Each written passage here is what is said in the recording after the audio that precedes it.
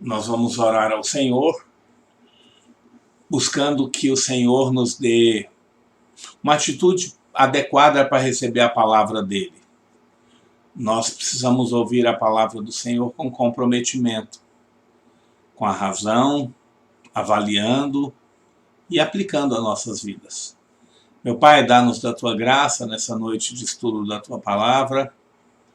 Uma noite, Senhor Deus, em que buscamos substituir nossa presença no templo, mas acreditamos, Senhor Pai, que tanto a Igreja de Deus do Buriti Sereno, quanto todos os demais que tiverem acesso a este nosso momento de estudo da palavra, podem ser abençoados. Pedimos que Tu ministres nos seus corações, Senhor. No nome do Teu Filho, Senhor. Aleluia. Já está aí sendo... Nosso irmão Tiago já está compartilhando o link. Já estamos, então... Imagino que é esse o link que está sendo compartilhado aqui.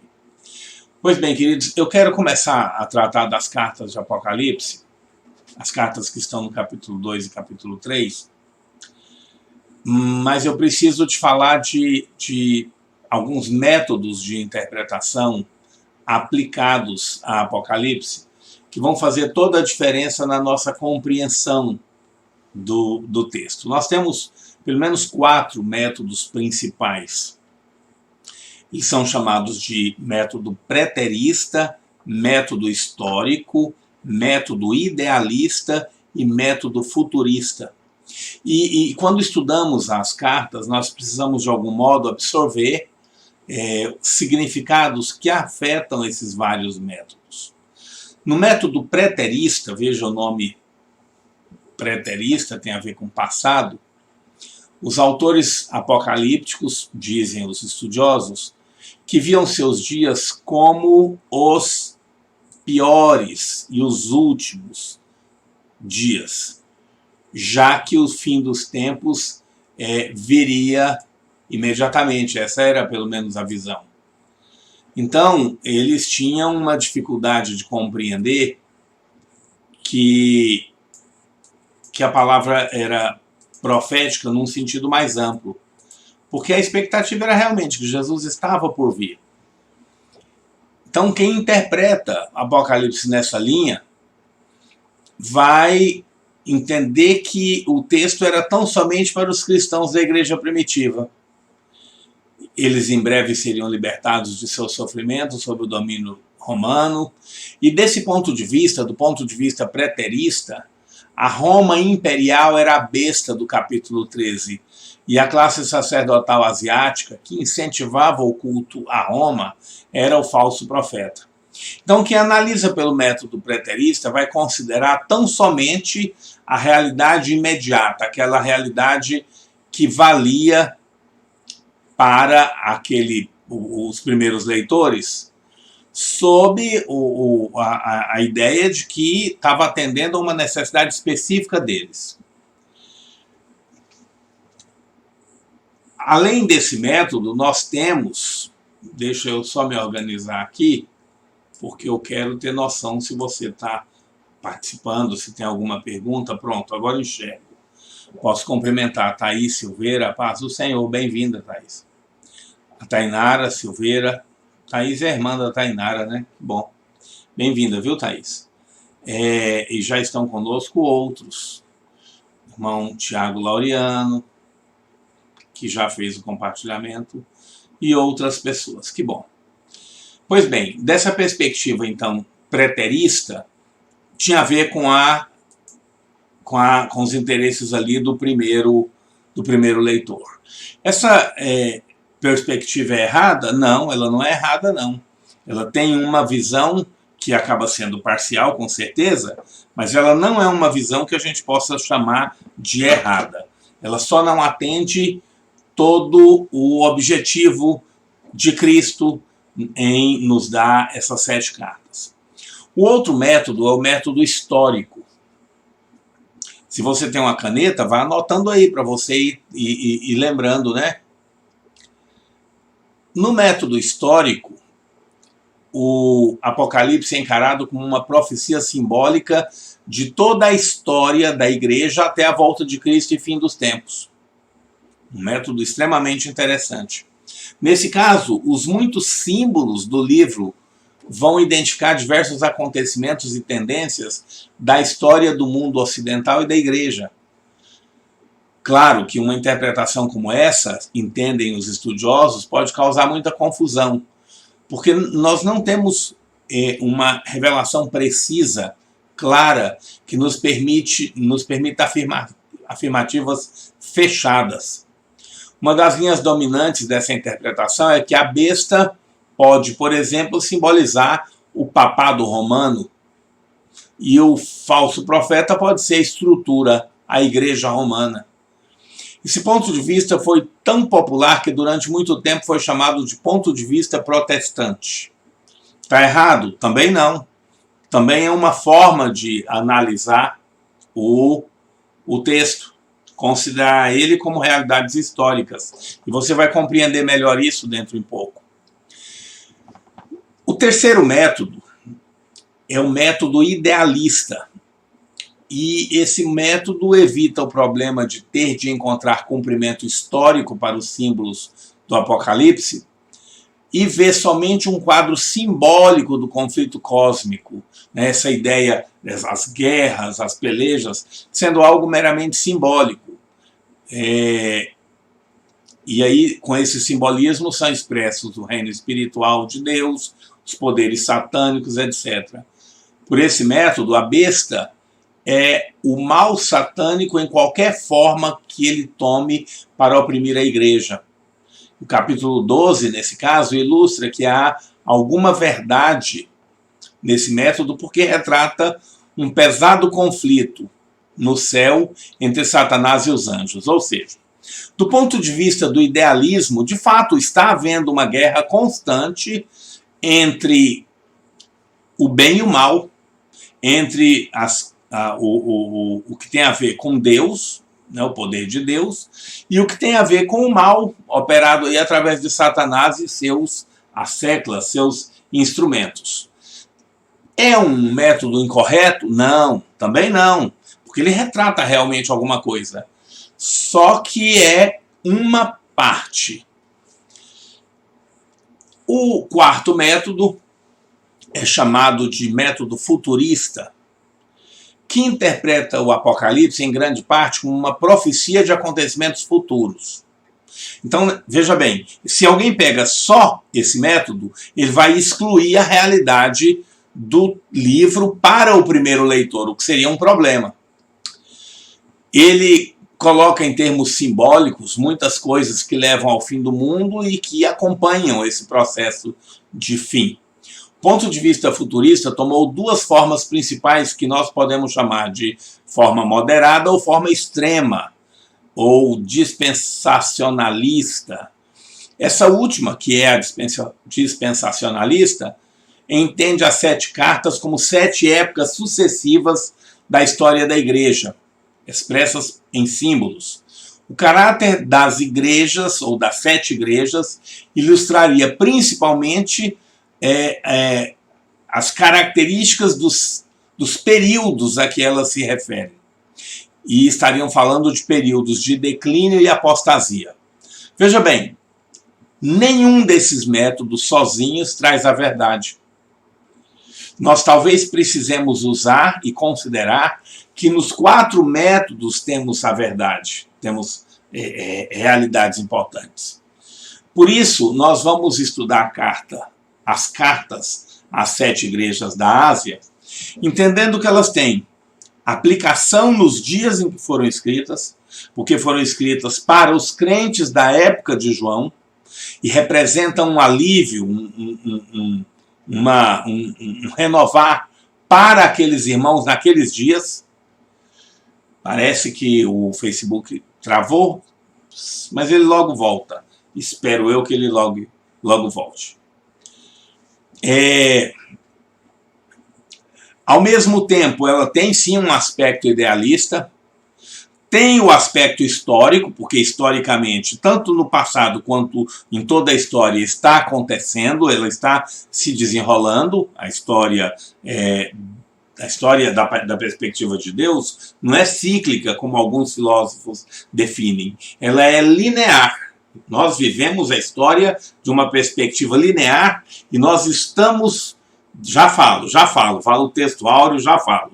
Capítulo 2, a partir do verso 1. Né? Você está acompanhando aí, né? Que bom. A história, ela é linear, ela teve um começo e tem um fim. E nós estamos vivendo a história. É tanto que algumas pessoas estão hoje atentas ao significado desse momento de coronavírus, porque, de fato, pode sim ter tudo a ver com as pragas apocalípticas. Aliás, a probabilidade é muito grande, porque o conjunto de marcas, de dificuldades que esse processo todo vai deixar é muito grande. E em tudo nós sabemos que, como a história é linear, vai haver um momento em que vai surgir um líder mundial que vai fazer o papel aí do que a Bíblia descreve como ação do anticristo, né? Como uma das bestas. Pois bem, agora sim, você tendo noção disso, eu vou te convidar a abrir sua Bíblia, e eu também vou abrir uma Bíblia aqui para que a gente possa estar acompanhando juntos, em Apocalipse, no capítulo 2 de Apocalipse, e nós vamos ler aqui a partir do verso 1, tá? Olha o texto áureo aí, Douglas. Capítulo 2 de Apocalipse. A paz do Senhor, Thaís, o Johnny, o Sérgio, Tainara, a Raíssa, a Márcia, nosso atual diretor, ex-superintendente nacional, o bispo Expedito Ferreira, entrou. Se permanecer, muito bem-vindo, bispo, e vai poder contribuir, com certeza, com essa... Veja bem, queridos, o que vocês quiserem se posicionar, indagar, compartilhar, podem fazer isso através do Facebook, tá? E eu compartilho aqui, com certeza. Muita gente boa, graças a Deus.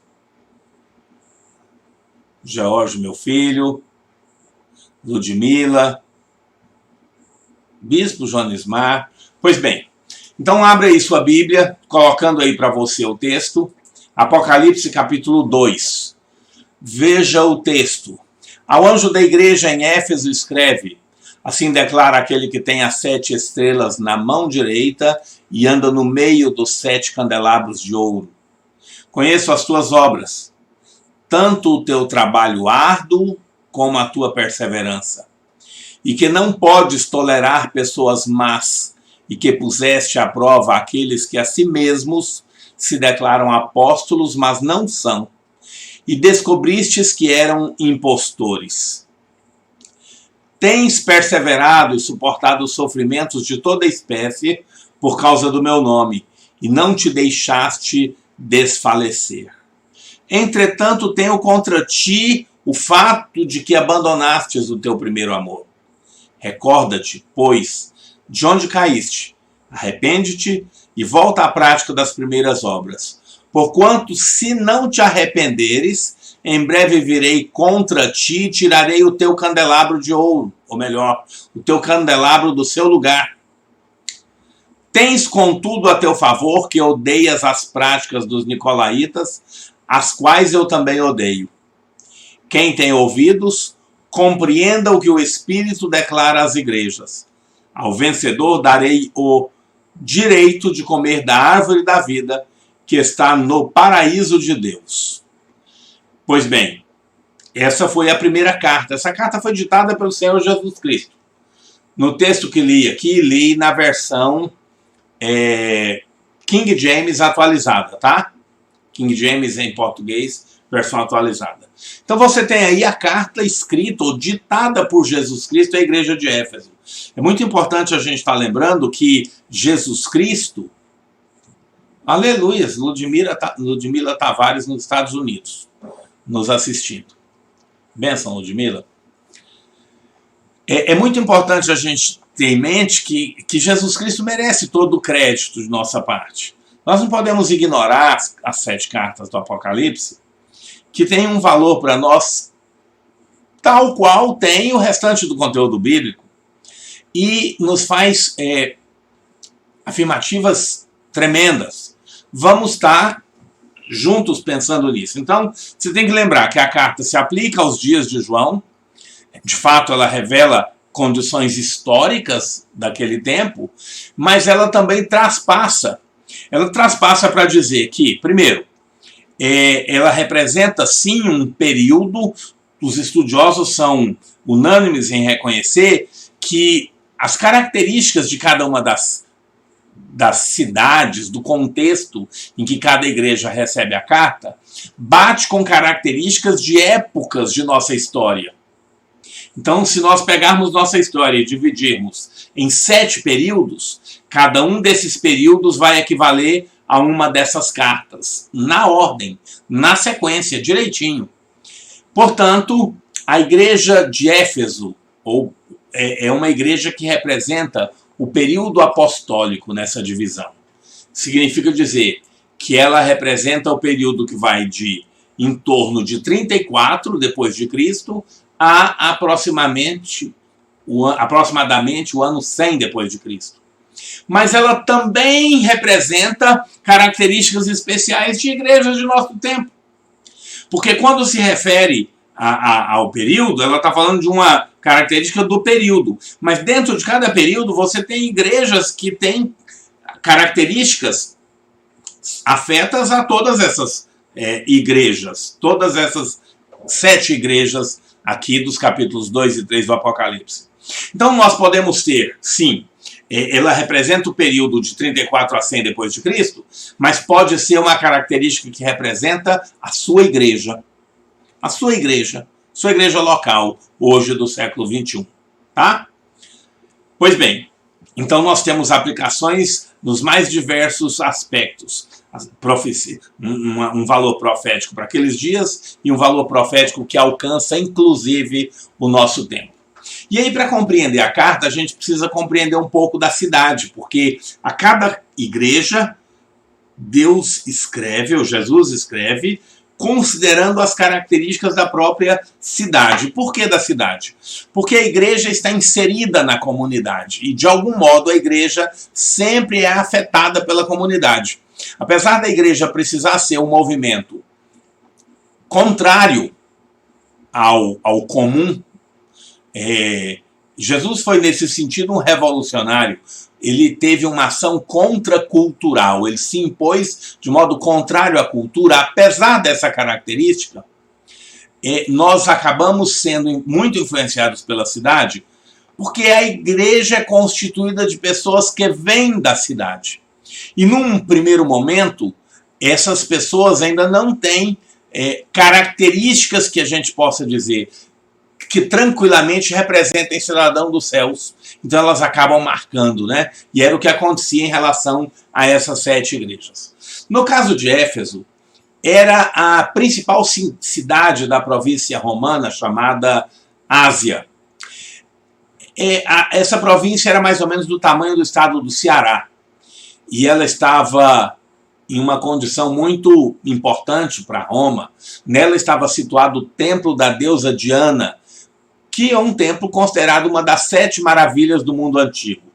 O orgulho dos efésios. E também, segundo uma lenda, a cidade era a guardiã da estátua de Júpiter, que caíra do céu, o deus Júpiter. O escrivão da cidade, tendo apaziguado o povo, disse: Senhores Efésios, quem porventura não sabe que a cidade de Éfeso é guardiã do templo da grande Diana e da imagem que caiu de Júpiter? Isso está registrado lá em Atos, capítulo 19, verso 35. E o templo de Júpiter, o templo propriamente dito, ficava na cidade de Listra. O registro disso é Atos 14 e 13. mas a estátua teria caído ali, em Éfeso. Ela era uma cidade envolvida em ocultismo e magia negra. Porém, o apóstolo Paulo ali fundou uma igreja autêntica.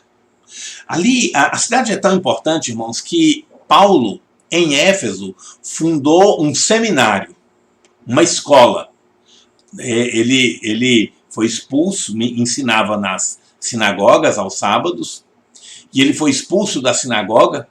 E aí, em Éfeso, ele funda um seminário e deu cursos lá, e a Bíblia chega a registrar que muitas pessoas da Ásia Menor foram preparadas lá. Provavelmente nesse seminário de Éfeso, estudou Timóteo, Tito, Epáfras e outros grandes homens de Deus, inclusive citados pela palavra de Deus. Paulo chega a dizer que por 3 anos ensinou noite e dia os presbíteros de Éfeso. Apesar de o curso não ter a duração de 3 anos, aí Paulo arredonda a sua preocupação, tamanha a importância da cidade. Foi sem dúvida um berço importante. Aliás, há um registro que aponta que em Éfeso provavelmente nós tivemos o início do cânon do Novo Testamento através da organização do que foi chamado de Corpus Paulinum. Corpus Paulino seria o conjunto das cartas que Paulo escreveu. Então Paulo vem e funda um seminário, que foi uma escola de importância para aquela época. Como ele escrevia cartas, os líderes naquele seminário foram atrás, recolheram, cópia das cartas de Paulo e organizaram ali o primeiro conjunto que teria sido esse Corpus Paulino. Muito interessante essa informação. Por quê? Porque mais tarde, a partir disso, nós vamos ter o cânon do Novo Testamento. Um processo de Deus. Não vou mencionar aqui para não me desviar do nosso propósito, mas um processo extremamente interessante. Paulo foi um que viveu em Éfeso, provavelmente entre os anos 54, 55, 56.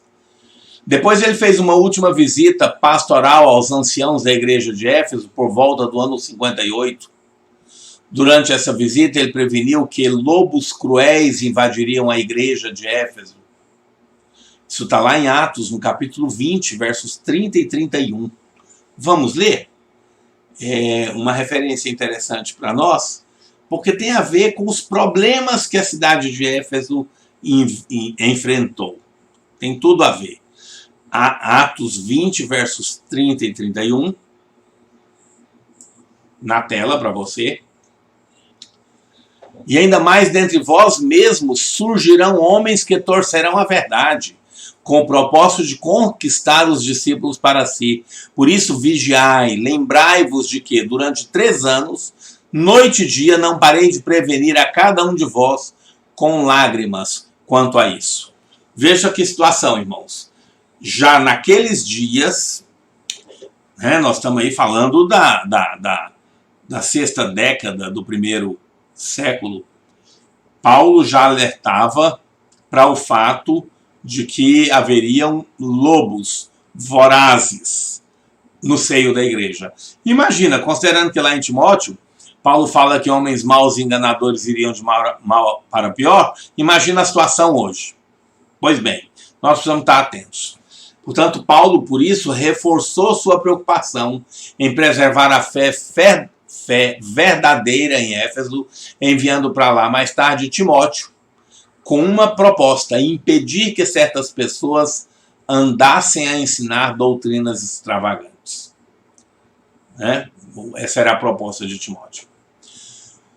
Os efésios, aparentemente, acolheram a palavra de Paulo e Timóteo, pois quando João comunica a mensagem de Deus para eles, algumas décadas mais tarde, Apocalipse foi escrito quase no ano 100, quase no final do 1º século, é o último livro do Novo Testamento. João registrou, ditado por Jesus Cristo, um elogio, porque eles não toleravam os homens iníquos e também preservavam a verdade. Mas depois de serem elogiados por sua tenacidade e ortodoxia, os efésios são repreendidos por perderem o amor que um dia tiveram. Nós vamos meditar sobre isso. A vigilância em preservar a verdade, irmãos, é necessária e nós devemos exercer essa vigilância hoje. E os efésios são louvados por isso. Mas somente essa vigilância, somente a ortodoxia não é suficiente. Ela não deve se tornar a preocupação da comunidade em prejuízo do amor. Portanto, os efésios são exortados a reinflamarem o amor que um dia tiveram por Deus e pelo próximo. Ok? A gente poderia dizer que essa igreja cresceu rapidamente. Mas no final do século havia mais de 6 milhões de cristãos espalhados pelo mundo. Só que essa igreja que cresceu rapidamente foi perdendo o seu primeiro amor por Jesus e pela maravilhosa mensagem da salvação. Vamos avançando. E se está tudo bem aí, vai dando joinha, vai nos posicionando. Aleluias. Aleluias, meu irmão Ricardo. Bom, queridos, para essa igreja, Jesus Cristo apresenta uma assinatura. Vamos voltar no texto para você ver essa assinatura. Ele escreve dizendo: assim declara aquele que tem as 7 estrelas na mão direita e anda no meio dos 7 candelabros de ouro. Como Jesus se apresenta para uma igreja ortodoxa e sempre esforçada, essa igreja que está em Éfeso. Cristo é aquele que tem as igrejas na sua mão direita, isto é, Cristo é aquele que sustenta a obra. Para a sua igreja, Cristo é quem sustenta a obra. A obra verdadeiramente, irmãos, não é sustentada por nós homens, nem por nossa organização, nem por nossas estratégias, e a gente até tem que tomar cuidado, porque as estratégias da carne afugentam o espírito. As técnicas, aquelas sofisticações que às vezes a gente busca ter na igreja, elas findam por afugentar a obra de Deus, e a gente tem que ter cuidado. Deixa eu acompanhar aqui, ver se está tudo bem. Parece que está. Falei o texto áureo, como pediu aí o meu irmão Douglas. Então, Cristo se apresentar como o Senhor da igreja, é uma esperança, é uma alegria para os efésios. A proposta de Cristo aqui é exatamente alimentar essa esperança, essa alegria da igreja. Já comentei com vocês, então, que na história ela representa a igreja dos anos 30, da década de 30, do primeiro século, até o final do primeiro século, e é reconhecida com algumas qualidades. Ela era uma igreja chamada de autêntica. Ela ensinava a doutrina verdadeira. Conheço as tuas obras, tanto o teu trabalho árduo como a tua perseverança, e que não podes tolerar pessoas más, e que pusestes à prova aqueles que a si mesmos se declaram apóstolos, mas não são, e descobristes que eram impostores. Tens perseverado e suportado os sofrimentos de toda espécie por causa do meu nome, e não te deixastes desfalecer. Então, que qualidades a gente encontra aqui? Uma igreja autêntica e que ensinava, claro, a doutrina verdadeira. Era uma igreja de muito trabalho e esforço. Algumas pessoas dizem, não, mas não precisa fazer nada. Precisa, olha aí. Jesus valorizando o trabalho e esforço da igreja. Tinha paciência e perseverança. Duas características que se grudam, Paciência, exatamente porque suportava com persistência, paciência e perseverança na palavra.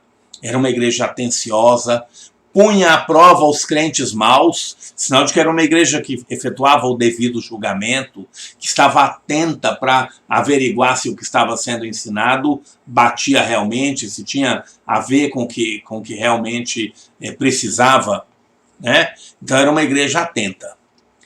Eu estou na minha tela aqui, tá paralisada a imagem, mas imagino que o som está indo, né? Porque aqui está me dizendo que está transmitindo normalmente.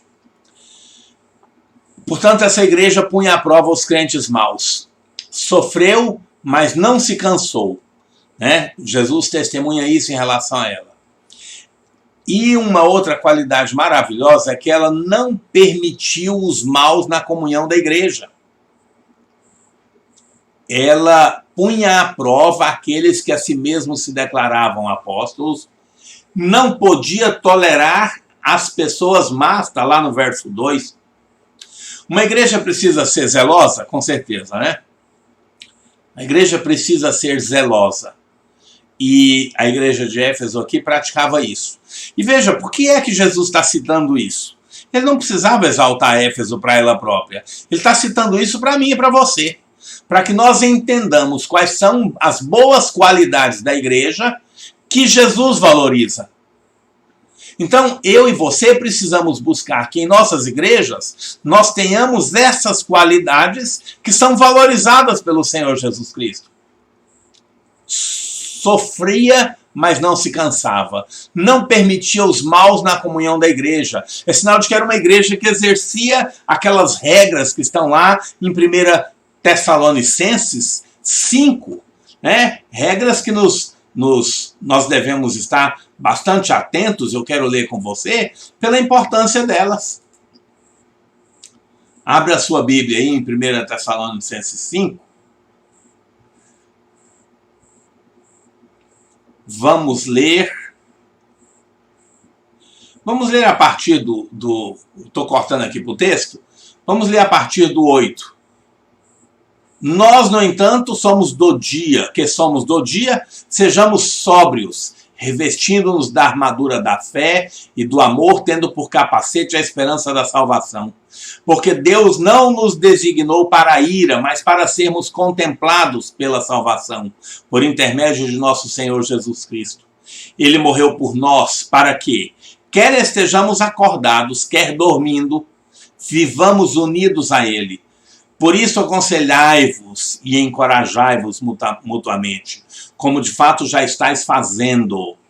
Veja que no texto bíblico, é claro, que nós temos obrigação uns com os outros e precisamos nos aconselhar.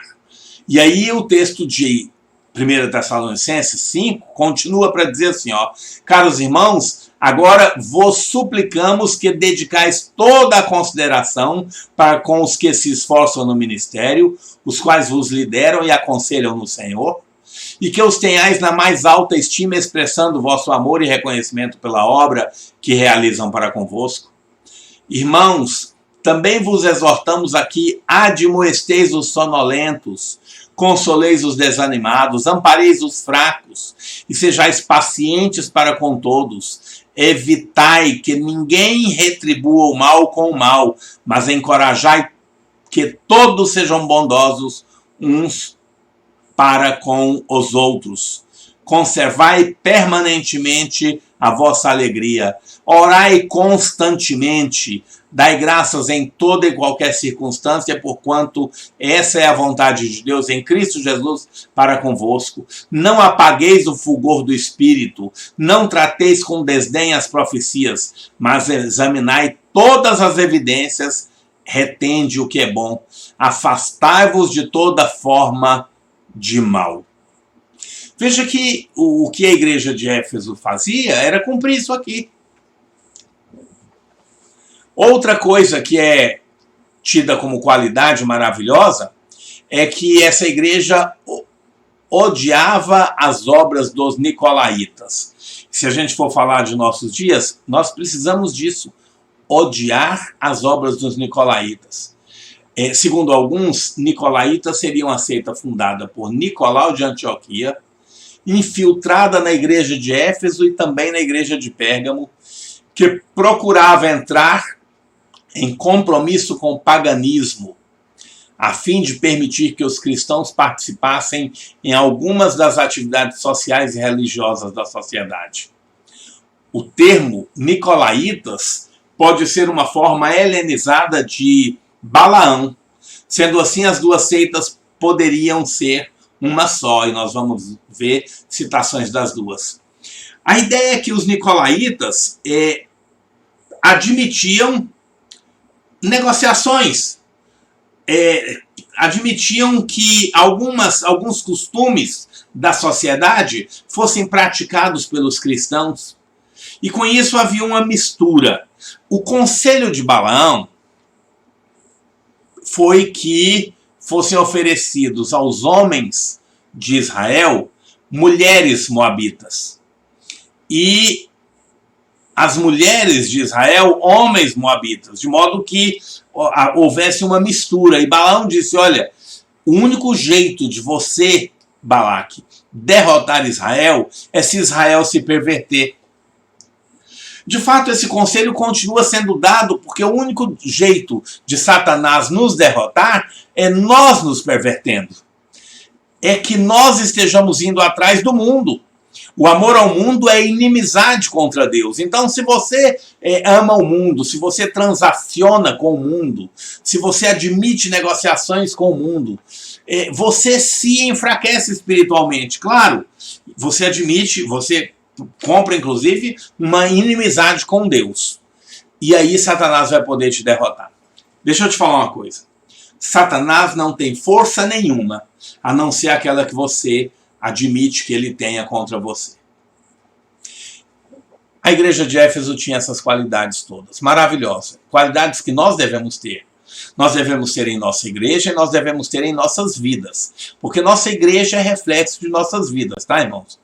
Veja bem, a igreja de Deus do Buriti Sereno é reflexo da vida da liderança e dos irmãos do Buriti Sereno.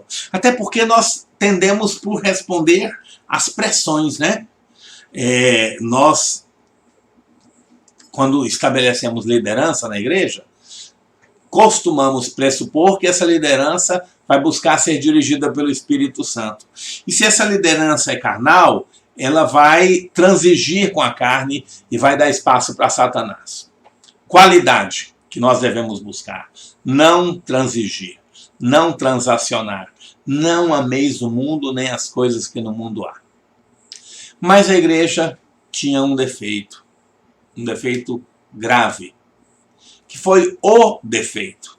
E por que Jesus ressalta isso aqui?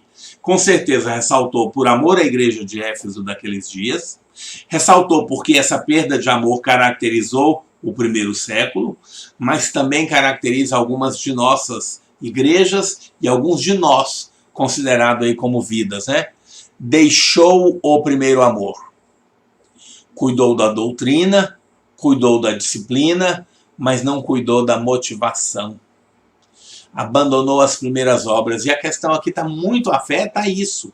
Por que alguém faz e por que deixa de fazer? Por que você evangeliza? Porque a igreja orienta nesse sentido? Porque uma autoridade pede? Porque há uma campanha nesse sentido? Ou porque você ama a Jesus? Deveria ser por esse último motivo, né? Nós deveríamos fazer tudo, irmãos, por amor a Jesus. É por amor a Jesus que nós deveríamos cuidar de nossas famílias, zelar de nossas igrejas, zelar de nossos irmãos, né? Usando aí também o zelar de igreja no sentido de os membros, os crentes, aqueles que de fato compõem a igreja do Senhor. A motivação precisa ser a melhor. E o risco que há em igrejas como a de Éfeso, igrejas zelosas, isso vale para a minha vida, isso vale para a vida de cada um de nós. O risco que há é que de repente nós somos extremamente ortodoxos, mas nos esquecemos com o tempo das razões porque somos ortodoxos. Perdemos o primeiro amor, perdemos o primeiro afeto, a primeira motivação, e isso é um problema. O primeiro século foi marcado por muitas idas e vindas. No primeiro século nós tivemos perseguições, sim, pelo menos 4 grandes perseguições, e perseguições regionais, né? Mas no primeiro século também houve períodos de bonança. Há registros que falam de períodos de muita tranquilidade, em que as pessoas corriam risco exatamente de esquecer o motivo maior pelo qual se constitui igreja, pelo qual tem uma vida que às vezes até é zelosa do ponto de vista da prática ortodoxa, mas nem sempre com a melhor motivação. Preste atenção, se você perder a motivação principal, a essencial, que é o amor a Cristo, você terá perdido esse amor, esse primeiro amor. Sem esse primeiro amor, nós somos muito fracos, muito pequenos. Nossas obras não vão ter o valor que deveriam ter. Qual é a consequência que era prevista para aquela igreja? Se nós voltarmos ao texto bíblico, você vai ver que eram consequências ruins, terríveis. Olha como o texto bíblico fala. Colocando na tela para você. Entretanto, tenho contra ti o fato de que abandonastes o teu primeiro amor. Recorda-te, pois, de onde caíste. Arrepende-te e volta à prática das primeiras obras. Porquanto, se não te arrependeres, em breve virei contra ti e tirarei o candelabro do seu lugar. Consequência, virei em breve, quando não esperas, e tirarei do teu lugar o teu castiçal. Tirar o castiçal equivale a tirar o brilho da igreja, a tirar o valor que ela tem como luz no lugar em que ela está. Equivale a dizer que ela não mais teria a luminosidade, portanto, ela não estaria com Cristo como deveria estar. Até porque Cristo não aceita nossas obras, irmãos. Deixa eu te falar isso. É um paradoxo. Ao mesmo tempo que nós temos que ter obras motivadas pelo Espírito Santo. Deus não recebe nenhuma obra que seja meramente feita por nós mesmos, por nossos interesses, por nossas motivações. Nenhuma. E nós temos que ter obras, mas obras dirigidas por Deus. Se você faz alguma coisa para Deus, no entanto, dirigido pela carne, lembra-te de Romanos capítulo 8. A carne não pode agradar a Deus. Deus não recebe nada que nós façamos pela carne. Entende isso? Nada, nada, nada, nada. A carne não pode agradar a Deus. Por isso vem Jesus e diz dos conselhos dele, né? Lembra de onde caístes. Lembra-te do lugar em que você deixou de fazer as coisas pelas motivações corretas. Você deixou de amar do jeito correto. Esta era a igreja dos apóstolos, que começou no dia do Pentecostes. Uma igreja que nasceu com milagres, com avivamento, mas com o passar do tempo foi perdendo o seu poder e se tornou uma igreja ortodoxa, contudo sem amor, que punia severamente aqueles que falhavam. O problema aqui não está nem na punição, mas na punição sem o amor.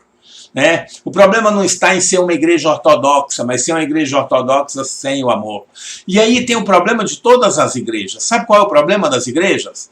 Elas se tornam organização. Elas deixam de ser organismo. Elas começam a se organizar demais. Nós somos assim. Né? E começamos a fazer prioridade a organização e não o organismo movido pelo Espírito Santo. Então vem Jesus e diz, conselho 1, lembra de onde caíste. Lembra dessa mudança aí de estágio. Conselho 2, arrepende-te. Esse mesmo conselho consta em outras cartas de Jesus Cristo às igrejas. A ideia é, reconhece que houve o erro e volta atrás e muda a direção. Retoma os valores iniciais. Retoma as práticas iniciais. Não perca o brilho, não perca o vínculo com o Espírito Santo. Não faça por fazer, não faça pela mera organização. Precisa funcionar, mas precisa ter a motivação correta. Terceiro conselho, pratica as primeiras obras. Olha que coisa interessante. Então volta lá. Esse aviso dado à igreja de Éfeso tem sido um alerta para cada cristão zeloso. que procura andar com Deus. Sempre procurar retornar ao primeiro amor, à primeira motivação, à primeira razão, retornar às primeiras obras, buscar o reavivamento antes que você se esfrie e se torne um crente sem vida. A responsabilidade é nossa, irmãos. Somos nós que podemos apagar o Espírito em nossas vidas ou não. Lá em 1 Tessalonicenses 5, como já lemos, diz da necessidade de nós não extinguirmos o Espírito. E como é que você faz para extinguir o Espírito da sua vida? Simplesmente deixa de seguir a orientação dele. E aqui não está em jogo se você faz coisas boas ou ruins. Claro que se faz ruim, você já está com um problema. Mas muita gente faz um monte de coisas boas, mas sem a orientação do Espírito Santo.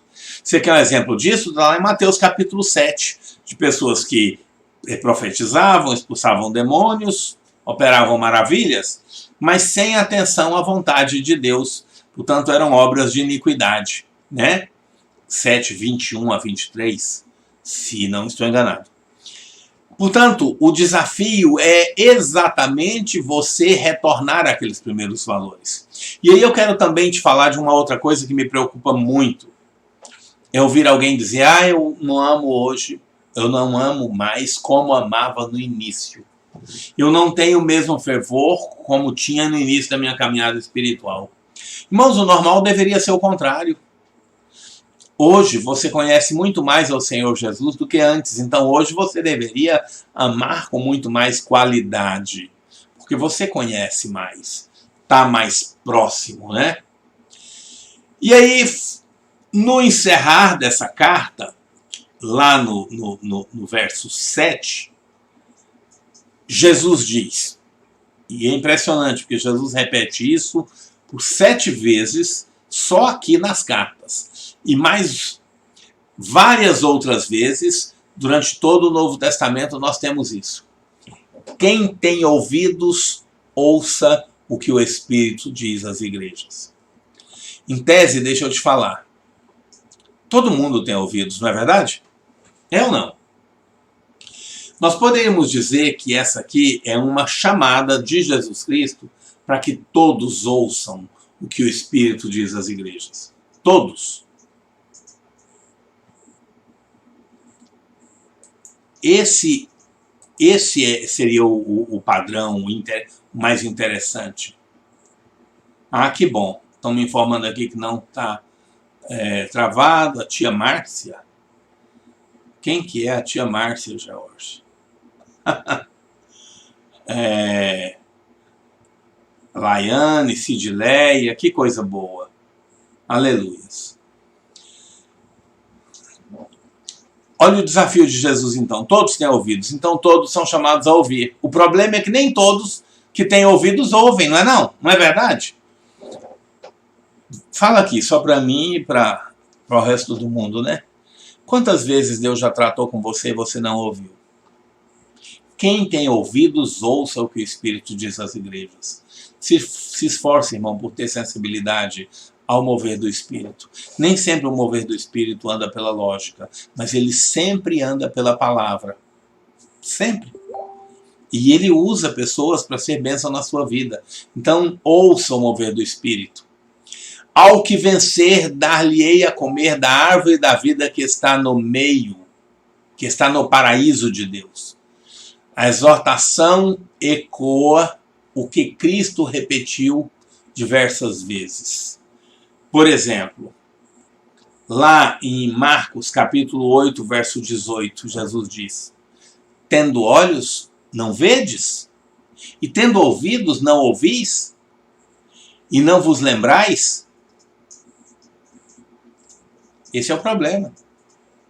Não vos lembrais já é um desafio. Nós temos memória, mas não nos lembramos das coisas de Deus.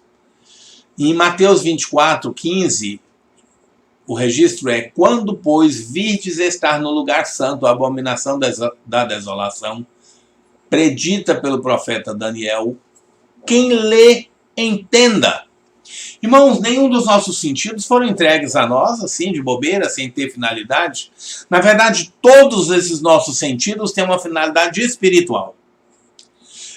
Deus nos fez para ser salvos. O nosso principal projeto é alcançar os céus. Nosso principal projeto não é ter uma vida... Aliás, nós estamos em um momento muito interessante. Um momento interessante, que não adianta você ter dinheiro que o governo decretou que o comércio está fechado. Olha para você ver. Não adianta você ter muitas possibilidades que tem. As praias estão sendo fechadas. Os clubes estão sendo fechados. Hoje me disseram, alguém que vive em Rio Quente, me disse que a pousada do Rio Quente fechou. Então não adianta você ter dinheiro que não vai poder ir para a pousada do Rio Quente. Porque o projeto principal não é nesse mundo, queridos. Tudo aqui é tão passageiro que um vírus nos coloca de quarentena. E não só um ou outro, mas está colocando o mundo de quarentena. Olha que coisa interessante. Um bom momento para reconhecermos que o importante mesmo é ouvirmos, é compreendermos, é rememorarmos as coisas de Deus em nossas vidas. Esse conjunto todo é para nos dizer que deve haver uma postura ativa nossa, de abrir nossa mente e coração para as verdades do reino. Essa responsabilidade é nossa. Não é uma obra que Deus vai fazer. É uma obra que eu preciso me abrir. Aí sim ele vai poder fazer. Porque eu vou assumir a minha responsabilidade de me comprometer com a vontade dele. Há um claro vínculo aqui entre a eficácia dessa ordem e a forma como recebemos a soberania de Cristo em nossas vidas. Se não recebermos a soberania de Cristo em nossas vidas, não tem como Deus agir. Deus está colocando suas verdades disponíveis e cabe a nós dar atenção a ela. E aí o que significa ouvir? Ouvir no contexto bíblico implica em aplicar, obedecer, se render ativamente. O Espírito fala às igrejas, significa dizer o seguinte: a mensagem vai além daquela imediata, mas reclama a atenção de cada cristão para uma análise de sua igreja. E a gente faz uma análise de nossa igreja a partir de nós. Não analise sua igreja a partir do pastor, a partir do líder tal ou do líder tal. Não, analise sua igreja a partir de você. Se todos os crentes da sua igreja forem como você, como essa sua igreja seria? E eu sei que uma parte significativa da minha igreja está aqui acompanhando a nós neste estudo. Que bom. A pergunta vale para você. E nós precisamos, então, responder essa pergunta no íntimo de nossos corações, porque a ordem bíblica aqui ela é também pessoal. Então aqui está presente a compreensão de que não há situação em que o Espírito Santo não tenha uma mensagem para os seus. A questão é se os seus o ouvem. O desafio proposto é vencer. A metáfora é esportiva e militar ao mesmo tempo, que conota necessário esforço combativo. Vencer implica em ter guerra. Vencer implica em ter desafio. Vencer implica em ter competição. Então está falando de um esforço combativo. E combativo contra quem? Contra as hostes do mal que estão tentando nos vencer, nos derrotar. Nós precisamos estabelecer superioridade. Nós precisamos vencer sobre o inimigo. Esse inimigo deve ser subjugado. Aliás, a Bíblia nos diz: sujeitai-vos, pois, a Deus, resistir ao diabo, e ele fugirá de vós, está registrado em Tiago. Por Cristo, nosso inimigo já foi subjugado. Mas ele ainda tem liberdade de agir. É um subjugar muito mais, tanto no sentido profético, como no sentido de estabelecimento de limitações. Lá em João capítulo 16, verso 33, é dito por Cristo: tenho-vos dito estas coisas para que em mim tenhais paz.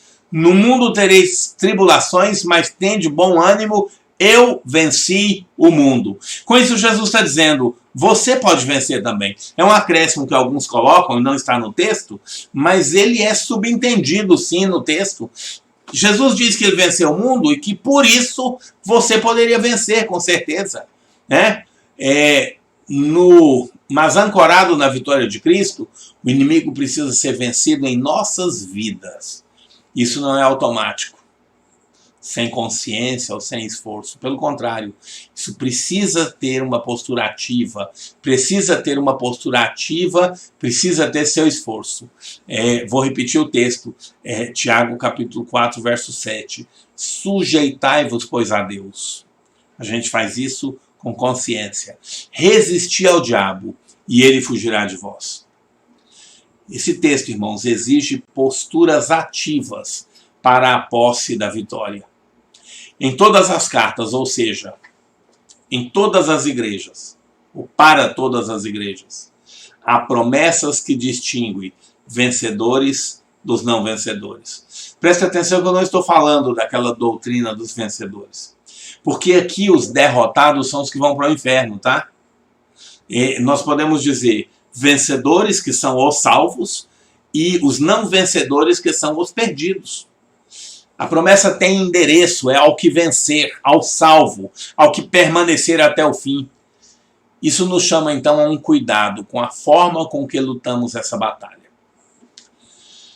Em 1 Coríntios capítulo 9,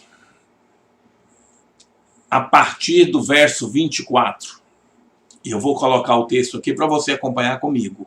1 Coríntios 9, a partir do verso 24. Nós estamos aqui fazendo uma aplicação da carta, né?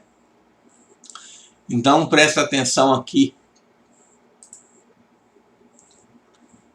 9:24 de 1 aos Coríntios. Não sabeis que entre todos os que correm no estádio, na verdade, somente um recebe o grande prêmio? Correi de tal maneira que o alcanceis. Isso aqui é uma ordem para mim e para você, queridos. Corra de tal modo que você alcance o prêmio. O prêmio é seu. Por isso o apóstolo Paulo nos diz: todos os que competem nos jogos se submetem a um treinamento rigoroso. Espiritualmente, Paulo está falando aqui que você compete nesse jogo. Você está concorrendo a essa coroa. Então, você também precisa se submeter a um treinamento rigoroso. E o que é o treinamento rigoroso nesse caso? Jejum, oração, estudo da Bíblia, envolvimento com a palavra, envolvimento com a igreja. E isto para obter uma coroa que logo se desvanece. No entanto, nós nos dedicamos para ganhar uma coroa que dura eternamente. Quando Paulo faz essa colocação aqui, ele está dizendo: compensa você se envolver arduamente, muito mais. Se para ganhar uma coroa que desvanece, compensa as pessoas treinarem de um modo rigoroso, imagina para ganhar uma coroa que dura eternamente. Quem lê, entenda, né? E aí o texto continua. Portanto, não corro como quem corre sem alvo, e não luto como quem apenas soca o ar. Em outras palavras, eu não estou transformando a minha vida cristã em uma coisa banal. Pelo contrário, eu quero que a minha vida cristã seja uma coisa que tenha sentido. Eu quero que a minha vida cristã seja vivida com intensidade. E aí Paulo continua para concluir, né? No verso 27. Mas esmurro o meu próprio corpo e faço dele meu escravo, para que, depois de haver pregado aos outros, eu mesmo não venha a ser reprovado. Ah, cadê o povo aí dessa graça, dessa hipergraça, dessa graça irresponsável? Como é que explica a preocupação de Paulo? Paulo, que continua nos dando exemplo, ele disse: sede meus imitadores, como eu sou de Cristo. E agora vem Paulo e diz assim: esmurro o meu próprio corpo e faço dele meu escravo. Então, parece que Paulo não acreditava nessa graça barata, não. Pelo contrário, Paulo acreditava nessa graça que dava capacidade para ele se entregar completamente. Outra versão diz: subjugo o meu corpo, né? Deixa eu colocar aqui na atualizada. É na corrigida, né? Que diz aqui, ó, colocando para você ler. Subjugo o meu corpo. subjugo o meu corpo e o reduzo à servidão. Olha o que é esperado da minha vida e da sua. Isto é convicção de vencedor. Um vencedor não vence no fim da batalha. Vou repetir isso e eu queria que você gravasse isso no seu coração. Um vencedor não vence no fim.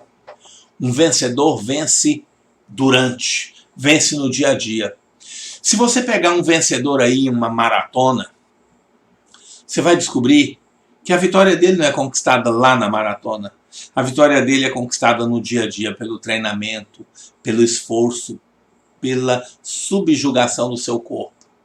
Um vencedor vence na consciência do desafio, vence na preparação, vence nas mudanças de hábitos, no que costuma fazer e no que costuma não fazer.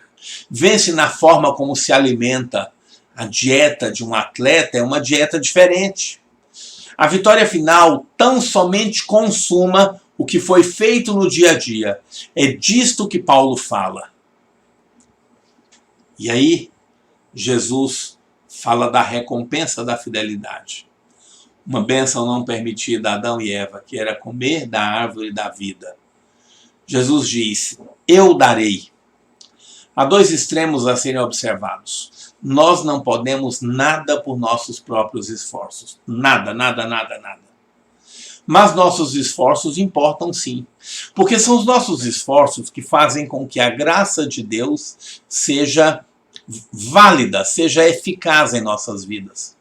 Vem Deus e procura agir em nossas vidas. E aí nós nos esforçamos para valorizar essa graça. Por isso que você tem que jejuar, por isso que você tem que orar, por isso que você tem que estudar a palavra, por isso que você tem que evangelizar, por isso que você tem que ir à igreja e comungar e aconselhar e fazer tudo que a Bíblia nos ensina, né? E para você que não é da Igreja de Deus do Buriti Sereno, o seu pastor com certeza busca te ensinar também. E a gente tem que praticar isso. Nós ajudamos, nós cooperamos, nesse caso, com o Espírito Santo.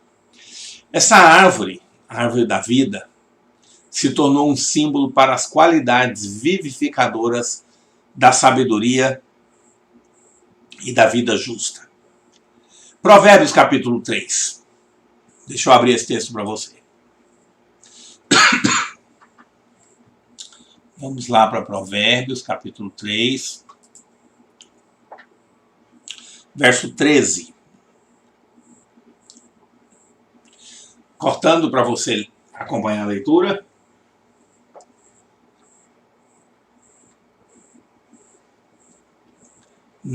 Colocando na King James, tá?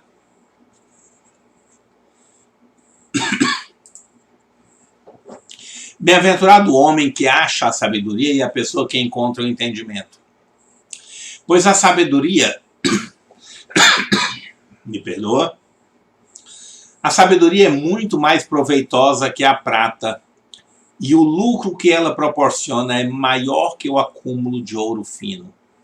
Mais preciosa é do que os rubis mais puros, e tudo que podes ambicionar. Ao passar da vida, na mão direita a sabedoria te garante longevidade. Na mão, acredito que aqui o texto tá faltando alguma coisa. Deixa eu mudar de versão. Na mão esquerda, riquezas e honra. Os seus caminhos são os caminhos de delícias e todas as suas veredas são paz.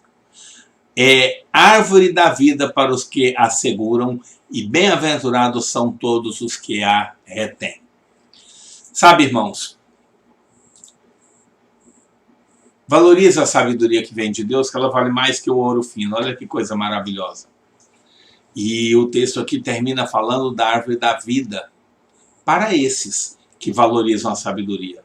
No Éden final, a maldição do primeiro Éden é revertida e a vida eterna é agora concedida ao povo de Deus. Um estudioso por nome Hammer conecta a cruz de Cristo à árvore da vida. De fato, a cruz de Cristo produz vida. Para a igreja de Éfeso, em claro contraste à fertilidade encontrada na tamareira, Artemis, terrena e passageira, os vencedores em Cristo vão encontrar a verdadeira vida celestial e eterna na cruz de Cristo. Um escritor por nome Grant Osborne chama a atenção para o seguinte, ele diz o seguinte: um dos traços marcantes dessa carta é quanto às características de cada igreja. Quanto das características de cada igreja é tratado usando-se a história da cidade na qual se encontra. É difícil imaginar cartas mais criativas e retoricamente mais impactantes do que estas. Cada leitor de cada cidade é lembrado de que ele é parte desse mundo, pois sua igreja muito frequentemente se assemelha à sua cidade. Há aqui um claro confrontar do cristão a ser segundo o padrão do ensino do Novo Testamento, no qual os crentes são chamados a serem cidadãos dos céus mais do que cidadãos da terra. Se nós formos verificar isso em Filipenses capítulo 3, 17, e eu vou ler para você, nós estamos já há mais de 1 hora de estudo. Que bom que você continua comigo. Filipenses 3, a partir do 17, Paulo diz: irmãos, sede meus imitadores e atentai para aqueles que andam conforme o exemplo que tendes em nós. Porque muitos há, dentro da igreja, claro, dos quais repetidas vezes vos disse, e agora vos digo até chorando, que são inimigos da cruz de Cristo. Olha que coisa. Em Filipenses 3,18, Paulo está dizendo de pessoas que são até inimigas da cruz de Cristo. Olha que coisa terrível. Filipenses 3, deixa eu colocar aqui para você poder acompanhar, né, essa leitura. E aí, indo ao verso 19. O fim deles é a perdição. O Deus deles é o ventre, e a glória deles é para a confusão deles mesmos, que só pensam nas coisas terrenas. Veja que Paulo está falando de pessoas de dentro da igreja. Mas a nossa cidade está nos céus, onde também esperamos o Salvador, o Senhor Jesus Cristo, que transformará o nosso corpo abatido para ser conforme o seu corpo glorioso, segundo o seu eficaz poder, de sujeitar também a si todas as coisas. Por isso, queridos, nós somos chamados a buscar os tesouros celestiais mais que os tesouros terrenos. Dá uma olhada na vida do que eu chamaria de maior financista de todos os tempos. Você sabe quem é o maior financista de todos os tempos? Você conhece ele? Não? Vou te dizer quem é. Ele entende de finanças mais do que todos esses profissionais da Bolsa de Valor ou das bolsas de valores que você possa conhecer. E ele diz assim, ó, esse maior financista, ele diz assim, ó: não ajunteis tesouros na terra, onde a traça e a ferrugem tudo consomem, e onde os ladrões minam e roubam. Mas ajuntai tesouros nos céus, onde nem a traça nem a ferrugem consomem, e onde os ladrões não minam nem roubam. Olha que desafio. Então nós somos chamados a nos preocupar com a vida eterna, com a nossa existência como cidadãos dos céus, chamados a nos considerar como peregrinos e estrangeiros nessa terra.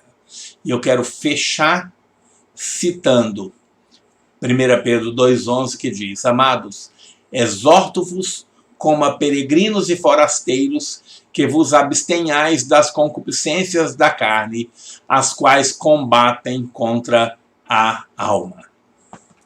Aleluias. Deixa eu ver se nós temos algum questionamento. Irmã Eliane Mendonça, a paz do Senhor. Irmã Márcia Fernandes, que bom. E está aqui já respondendo. A Márcia está respondendo já algumas participações. A Cidileia, lembrando de nossas boas histórias.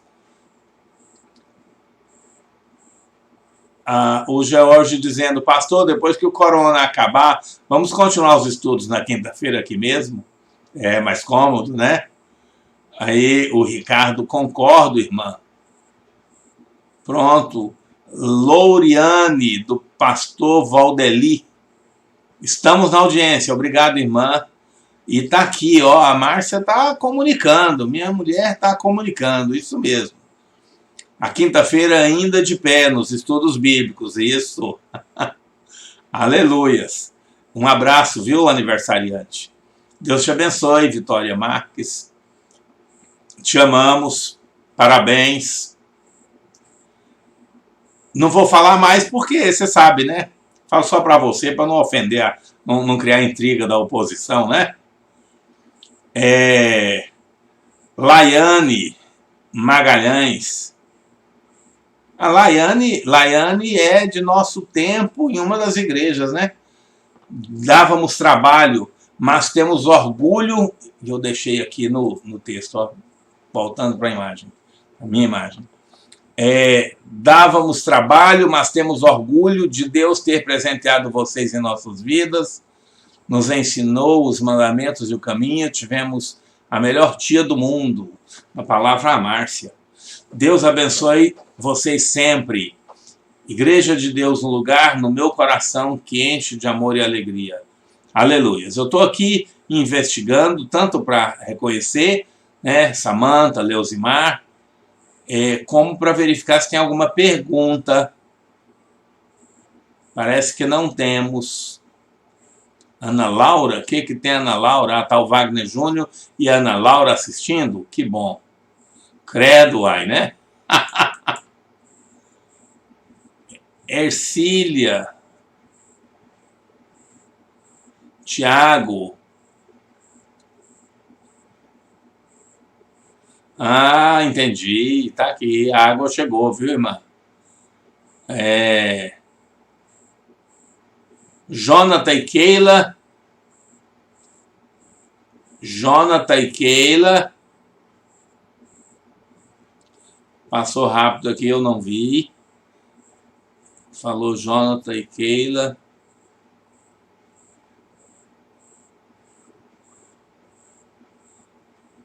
Aleluias. Obrigado, Tiago. Eu sei que sou sua ovelha mais linda, a Vitória. Obrigado pelas felicitações, meu pastor. Amém. Irmão Francisco de Assis. Aleluias, queridos. Queridos, permanecemos com com o que nós já temos programado.